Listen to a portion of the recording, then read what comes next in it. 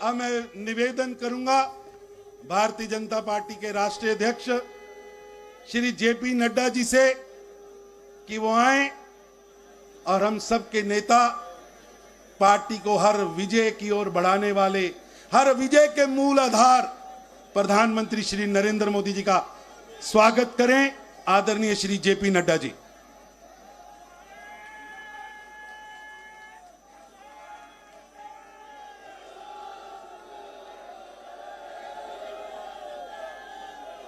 बोलिए भारत माता की, भारत माता की, भारत माता की। Bharatiya Janata party, Bharatiya Janata party, Bharatiya Janata party. Shri Narendra Modi ji, Shri Narendra Modi ji, Shri Narendra Modi ji. आज के इस विशाल विजय सभा में मंच पर उपस्थित हम सबके प्रिय नेता, भारत के यशस्वी प्रधानमंत्री सम्माननीय श्री नरेंद्र मोदी जी, मंचस्थ हमारे सभी वरिष्ठ नेता और यहां इतनी बड़ी संख्या में एकत्र आए, जोश से भरे हुए, ओतप्रोत होते हुए विजय के इस सभा में अपना योगदान करने के लिए दूर दूर से आए, आप सबकी ओर से और मैं अपनी ओर से और भारतीय जनता पार्टी के करोड़ों कार्यकर्ताओं की ओर से हम अपने यशस्वी प्रधानमंत्री श्री नरेंद्र मोदी जी का हार्दिक अभिनंदन करते हैं, स्वागत करते हैं।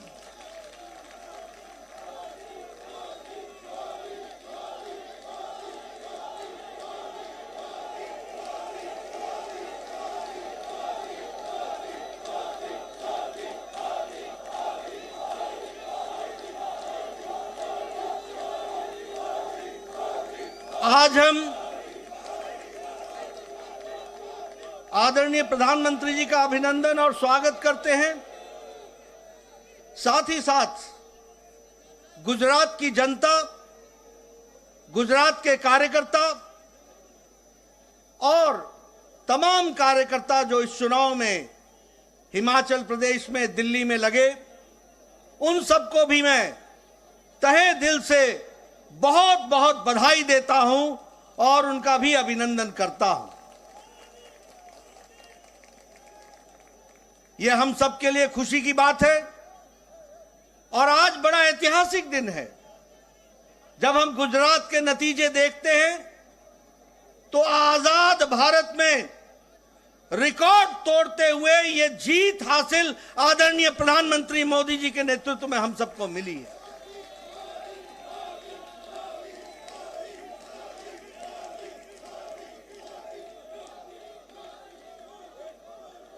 इस प्रचंड जीत ने, इस प्रचंड ऐतिहासिक जीत ने इस बात को स्पष्ट कर दिया है जिसकी नींव आदरणीय प्रधानमंत्री जी ने भारत की राजनीति में रखा है, और वह है विकासवाद, विकास की कहानी। सबका साथ, सबका विकास, सबका विश्वास और सबका प्रयास, इस मूल मंत्र को लेकर जिस अथक प्रयास के साथ आदरणीय प्रधानमंत्री जी ने गुजरात की जनता, देश की जनता की सेवा की है, वह हमको प्रचंड जीत में दिखती हुई दिखाई देती है। हम जानते हैं कि विकास के साथ साथ कल्याणकारी नीति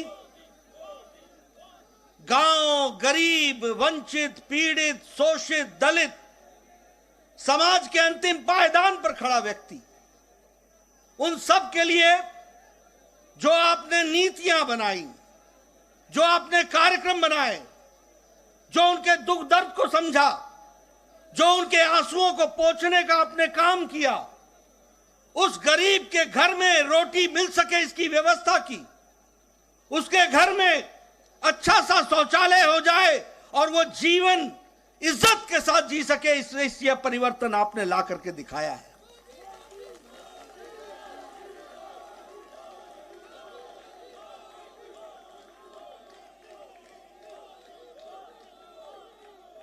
गरीब के घर में बिजली मिले 24 घंटे, उसको 2 वक्त की रोटी मिले, वो विकास करने के लिए उसकी शिक्षा की व्यवस्था हो, स्वास्थ्य की व्यवस्था हो, महिलाओं की चिंता हो, युवाओं की चिंता हो, किसानों को इज्जत से आगे बढ़ने का मौका मिले, ये सारी नीतियों को आपने प्रतिपादित किया है।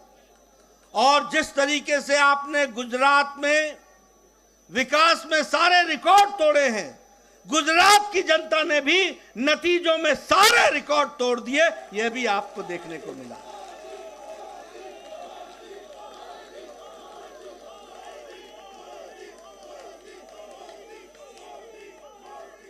हमें मालूम है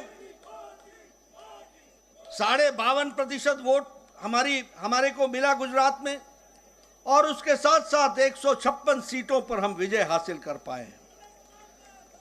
जहां तक कांग्रेस का सवाल है, पिछले चुनाव में 41.4 से घट करके 27.3% पर कांग्रेस आकर के खड़ी हो गई है। एक तरीके से उनका वंशवाद, परिवारवाद, अकर्मण्यता और गैर जिम्मेदाराना विपक्ष, यह सब मिलाकर के उनकी स्थिति इस तरीके की बनाता है। मैं यह भी कहना चाहता हूं, एक नई पार्टी आई गुजरात का अपमान करने के लिए। वो नई पार्टी क्या करती थी? एक पेपर लेकर के आए उनके नेता और कहने लगे, ये देखो, इसको नोट कर लो, और मैं यहां भविष्यवाणी करता हूं कि गुजरात में सरकार उनकी पार्टी की आ रही है। ऐसा गैर जिम्मेदाराना पार्टी का नेता जो इस तरीके से जनता के आंखों में धूल झोंकता हो, जनता को गुमराह करता हो, ऐसे नेता को आज नतीजों के बाद सार्वजनिक रूप से माफी मांगनी चाहिए गुजरात की जनता के साथ और भारत की जनता के साथ। यह कैसी राजनीति है? देखो, मैं लिख के दे रहा हूं, भविष्यवाणी कर रहा हूं। और दूसरा रिकॉर्ड उसने क्या तोड़ा?